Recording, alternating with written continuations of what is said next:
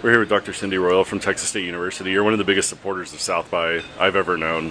And what do you say to the seems to be growing criticism of South by and the way it's being handled and run? Well, I mean, I understand some of the criticism. It is getting bigger. It gets harder to get into the panels you want to get into. Parking is ridiculous. There's a zillion people. We don't have enough hotel space for everybody that wants to come to South by Southwest. But for me, and mostly for my students, there is really nothing better than South by Southwest. I mean, one day last week, I saw Tim Berners-Lee, Elon Musk, and then an interview with Chad Hurley, who was the founder of YouTube. I mean, you're not going to get that at any other conference. I saw Nate Silver, I saw Bill Gates at EDU last week. All the minds and all the big thinking is coming here to South by Southwest, and you're not going to get that at any other conference that's more gadgety, that's more focused on a specific skill set or a specific niche of an industry.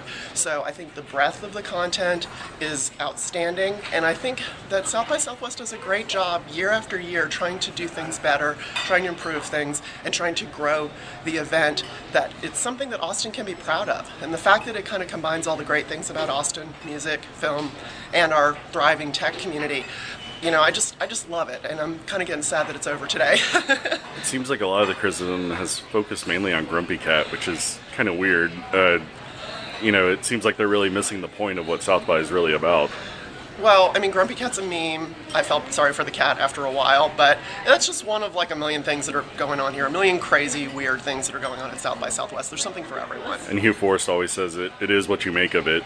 So what do you recommend to your students that they do while they're here? Well, I mean, I want them to pursue their own interests. I want them to get out of their comfort zone and go to panels that they maybe have no idea what they're about. I want them to talk to people while they're here. So it is what you make it. Get out there, meet people, learn about, you know, new techniques, learn about new skills, meet some new people, and then follow up with it afterwards in terms of what you're thinking about, what you're learning, and who you're connecting with. And the last question, how do you think South by responded to a lot of the problems from last year going into this year?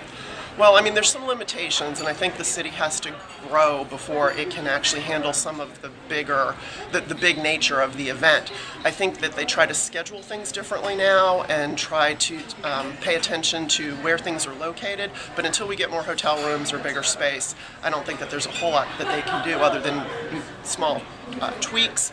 I think growing the event into other events like the startup thing in Vegas, although I don't really want to see it moving out of Austin, you know, any piece of this, I think that that's one step in the direction that can kind of grow their brand and extend it in different ways. And do you ever see the main South by ever leaving Austin?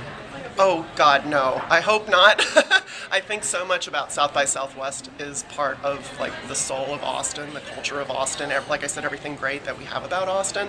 So I think the event would lose a lot by taking it out of this community, and I don't even think you can, you know, wedge it out with a crowbar out of our culture.